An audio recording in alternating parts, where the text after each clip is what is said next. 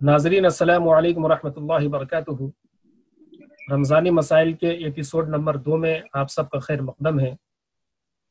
आज हमारे साथ टॉक शो में मौजूद हैं मुफ्ती ज़हीर अहमद साहब कासमी कानपुर से, मुफ्ती खलील अहमद साहब भागलपुर से और मुफ्ती निज़ामुद्दीन साहब कासमी झारखंड से।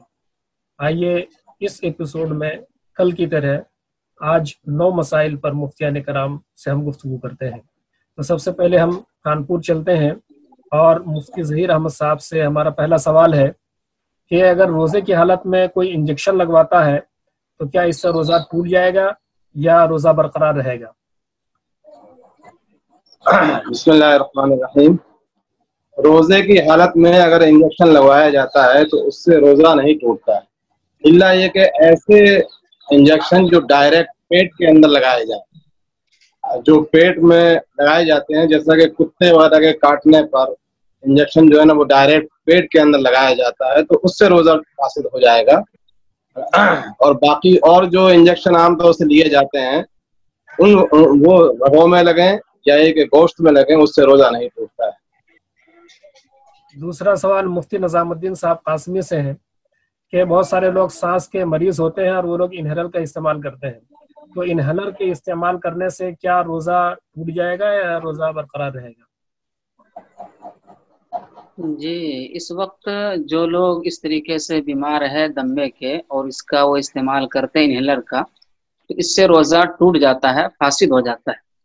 उनको चाहिए कि या तो बर्दाश्त करे, इन दवाइयों का इस्तेमाल ना करे, और अगर ज़्यादा मजबूरी हो तो फिर बाद में रोज़ा रखे। तीसरा सवाल है हमारा मुफ्ती खलील अहमद साहब से कि बहुत सारे लोग कमज़ोरी को दूर करने के लिए रमज़ान में ग्लूकोज चढ़वाते हैं या बहुत सारे लोग सलाइन करवाते हैं, तो ग्लूकोज या सलाइन करवाने से रोज़े का क्या हुक्म है? बिस्मिल्लाहिर्रहमानिर्रहीम। ग्लूकोज या सलाइन से भी रोजा नहीं टूटता है, अलबत्ता अगर कोई मजबूरी नहीं है, वैसे ही कुव्वत पहुंचाने के लिए, ताकि रोजे का असर जो है वो उसको महसूस ना हो, अगर कोई ऐसा अमल करता है तो कराहत उससे आती है। यानी ग्लूकोज चढ़ाने से कराहत आएगी? हाँ, अगर सिर्फ ताकि रोजे की तकान से महफूज रहे, कुछ ग़िज़ा उसको मिलती रहे, इसके लिए करता है।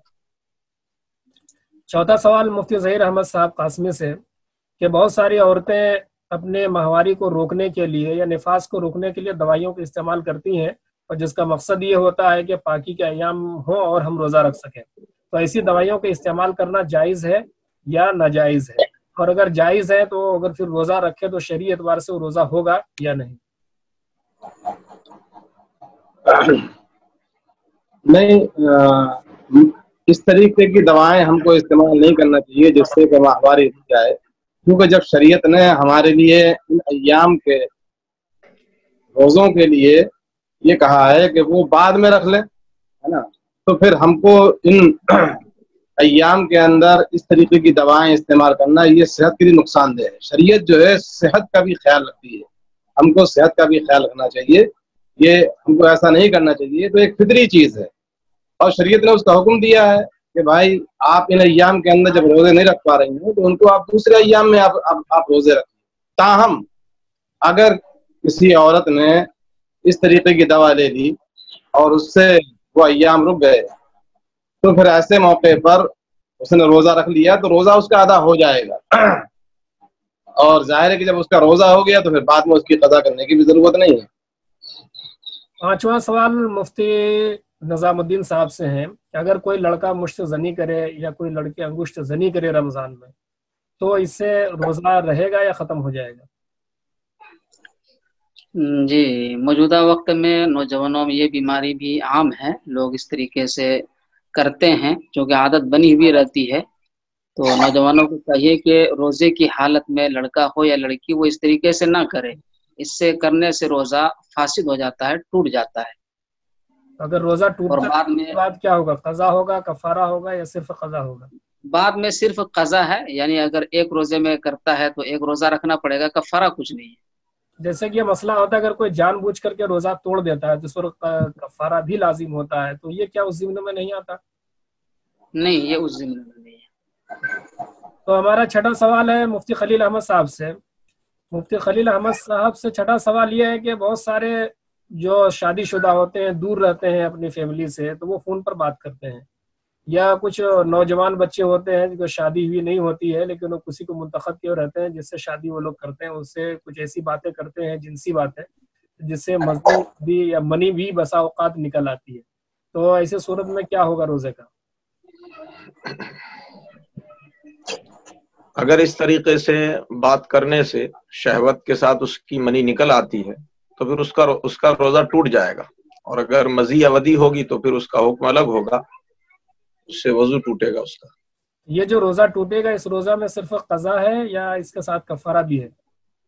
صرف قضا آئے گی، کفارہ نہیں آئے گا۔ آج کل جیسے کہ کرونا کا ماحول ہے، اور کرونا میں ایک علاج یہ بھی بتلایا گیا ہے کہ بار بار آپ جو ہے بھانپ لیں گے تو کرونا کا اٹیک نہیں ہوگا، تو اگر کوئی شخص بار بار بھانپ لیتا ہے، ناک کے ذریعے سے چڑھاتا ہے، تو اس سے روزے کا کیا ہوگا؟ روزہ رہے گا یا ختم ہو جائے گا؟ مفتی ظہیر صاحب۔ ظاہر ہے کہ قصدن اگر ہم بھاپ لیتے ہیں اور وہ جسم کے اندر چلی جاتی ہے، پیٹ کے اندر چلی جاتی ہے، تو ظاہر ہے کہ اس سے روزہ ٹوٹ جائے گا۔ قصدن اس طریقے سے کرنے سے روزہ ٹوٹ جاتا ہے، اس لیے ہم کو اس سے بچنا چاہیے۔ اور یہ ایک طرح کا ایک بلا وجہ میں لوگ شبہ میں ڈالنا بھی ہے کہ ہم کو کہ کمزور ہیں اور ہم کو اس طرح کا کرنا ضروری ہے، جن کے لیے ڈاکٹر تجویز کرے ہے نا، تو ٹھیک ہے ان کے لیے، تو وہ پھر روزہ رکھنے سے گویا کہ وہ معذور ہوں گے اگر ڈاکٹر ان کے لیے کہتا ہے۔ آج کل ڈاکٹر کی گائیڈ لائن میں ہے کہ بھانپ لینے سے کرونا اٹیک کم ہو سکتا ہے، تو ایسی صورت میں کیا مسئلہ ہوگا؟ ہاں، لیکن عام آدمیوں کے لیے نہیں ہے، یہ ہدایات جو ہے نا وہ عام آدمیوں کے لیے نہیں ہے، اور ڈاکٹر سے مراد ماہر اور مسلم ڈاکٹر ہو جو روزے کی اہمیت وغیرہ کو سمجھتا ہو۔ تو اس کا مطلب کیا ہے کہ بھانپ نہیں لینا چاہیے؟ جی، بھاپ نہیں لینا چاہیے، اس سے روزہ ٹوٹ جائے گا۔ 8واں سوال ہمارا مفتی خلیل احمد صاحب سے ہے کہ اگر کسی کو رمضان میں مرغی آ جائے اور پھر شام کو ہوش میں آ جائے، بیچ میں مرغی آ جائے، تو اس میں کیا ہوگا روزے کا؟ جی، مرغی اگر آ جائے، بے ہوشی طاری ہو جائے، پھر ہوش میں آ جائے تو اس سے روزہ نہیں ٹوٹتا ہے۔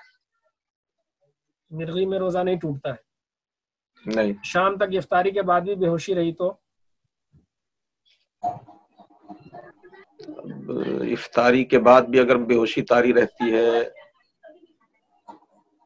مفتی نظام الدین صاحب، جی افطاری کے بعد بھی دیکھیے، تو جی اگر وہ انسان مسلسل بے ہوش ہی رہتا ہے شروع سے آخر تک، تو ظاہر سی بات ہے کہ جب بے ہوش رہتا ہے تو وہ شرعی احکام جو ہے اس کے اوپر سے ختم ہو جاتا ہے۔ اگر کسی کے ساتھ ایسا ہو ہی جائے تو الگ مسئلہ ہوگا، وہ شرعی احکام کے مکلف نہیں ہوں گے، لیکن اگر وہ بیچ میں ختم ہو جاتا ہے یا آخر وقت میں ختم ہوتا ہے اور اسے ہوش رہتا ہے تو لازمی طور پر وہ اس سے مکلف نہیں ہوں گے، پھر وہ روزہ رہے گا اس کا۔ آخری سوال ہے مفتی ظہیر احمد صاحب سے کہ لاک ڈاؤن میں جیسے وقت پر کھانا نہیں ملتا، اب صبح کے وقت کھانا ملا جب سحری کے وقت گزر چکا تھا، اور وہ کھانا ایسا ہے کہ دوپہر تک خراب ہو جائے گا، تو ایسی صورت میں کیا اس پر روزہ رکھنا فرض ہے یا کچھ رخصت ہے؟ ہاں، نہیں، روزہ رکھنا تو اس کے لیے فرض رہے گا، اس لیے کہ سحری کرنا روزے کے لیے ضروری نہیں ہے۔ کھانا نہیں ملا تھا جس کی وجہ سے ہم یہ سوچیں کہ ہم کو روزہ بھی نہیں رکھنا ہے، اس لیے بغیر سحری کی بھی گویا کہ ایسے وقت کے اندر روزہ رکھا جائے۔ نہیں، پھر آدمی جب کھائے گا نہیں، بھوکے کیسے رہے گا؟ وہ تو جان ہی ختم ہو جائے گی، وہ تو مر جائے گا آدمی۔ اگر مسلسل بھوک کا آدمی شکار ہے، ان کو کھانا نہیں مل رہا ہے، تو مر سکتا ہے بھوک کی وجہ سے، امیونٹی سسٹم بہت کمزور ہو سکتا ہے۔ اگر اس کے مر جانے کا اندیشہ ہے تب وہ بات الگ ہو جائے گی، اس میں پھر تو جان بچانا فرض ہے، پھر ایسے موقع پر وہ کھانا کھا سکتا ہے، پھر روزہ رکھنا اس پر ضروری نہیں رہے گا، پھر اس کی وہ قضا کرے گا، ایسے دن کی وہ قضا کرے گا۔ نہیں، آج کل جیسے حالات سامنے آ رہے ہیں میڈیا کے توسط سے کہ کچھ لوگ یہ بتلا رہے ہیں کہ ہم کو 2-3 دن سے کھانا نہیں ملا ہے، پانی بھی نہیں ملا ہے، کسی طریقے سے زندگی گزار رہے ہیں، تو یہ جو صورتحال پیش آ گئی ہے اس میں کیا ہوگا؟ جان بچانا ضروری ہے؟ یہ سارے لوگوں کے لیے ایسی صورتحال پیش نہیں آ رہی ہے، جن کے ساتھ میں ایسا مسئلہ ہے کہ 3 दिन کا फाका हो गया है और वो मुस्तकिल जो है ना उसके पास कुछ भी नहीं है, तो फिर जाहिर बात है कि ऐसा शख्स जो है ना वो उस दिन का रोजा ना रखे जिस दिन ये कैफियत हो, और जब उसकी कैफियत बहाल हो जाए तो फिर उसके बाद वो रोजा रख ले। आजकल जो सूरत हाल है वो ये है कि किसी को ये पता नहीं कि वो क्या होगा हमारे अगले साल। अभी अगर मान लो आज खाना मिल रहा है तो कल यकीन नहीं कि हमको खाना मिलेगा या नहीं मिलेगा। ऐसी सूरत में क्या होगा? कल खाना मिलेगा या नहीं, तो जिस वक्त में मिल रहा है उस वक्त के हिसाब से वो रोजा रख ले और शाम को इफ्तार करेगा इंशाल्लाह। कुछ नहीं है तो पानी तो मिलेगा ही, पानी से इफ्तार हो ही जाता है। फिर अगले दिन के लिए अगर नहीं है और मजबूरी है उसकी, इतनी सख्त नहीं है रोजा रखने की, तो रोजा न रखे, मौकूफ कर दे फिर वो। मेरे ख्याल से वजाहत तो ये इज्तिमाई मसला नहीं है, ये इनफरादी मसला रहेगा कि जिसके साथ में ये कैफियत तारी हो उसके लिए इजाजत दे दी जाएगी, और सारे लोगों के लिए ये हुक्म आम नहीं किया जाएगा कि कोरोना की वजह से लोग जिनका खाना नहीं मिल रहा तो वो रोजा न रखें, ऐसा नहीं। मुफ्ती निजामुद्दीन साहब कुछ कहना चाह रहे थे? जी, मैं ये कहना चाह रहा था कि रोजा फर्ज है उसके ऊपर जो आकिल भी हो, बालिग भी हो और शरई उज़्र से महफूज भी हो। ये जो आखिर वाला टुकड़ा है कि शरई उज़्र से महफूज भी हो, तो आजकल जो ये बीमारी है इसकी वजह से उमूमन जो मजदूर है ये वो लोग होते हैं जो अपने घर को छोड़ करके बाहर में रहते हैं। एक तो किसी न किसी दर्जे में माना के मुसाफिर अगर ना भी हो तो जो हालात है तो वैसे भी वो मजबूर है, और ये बाकी जो खाना वगैरह की परेशानियां हैं उनके साथ, क्योंकि मजमूए एतबार से बेशुमार तादाद में है, तो ये शरई उज़्र से ये महफूज नहीं है। जब महफूज नहीं है तो ये लोग अपनी सहूलत के एतबार से देखें, सहूलत है तो ही रखे वरना बाद में चल करके कज़ा करें। यानी इनके लिए ऐसे हालात में रोजा छोड़ना जायज़ है? हाँ, छोड़ सकते हैं। तो नाज़रीन, ये थे आज के 9 मसाइल पर हमारे मुफ्तियान कराम की राय। कल के एपिसोड में फिर कुछ नए मसलों के साथ आपके सामने रूबरू होंगे। तब तक के लिए खुदा हाफिज़।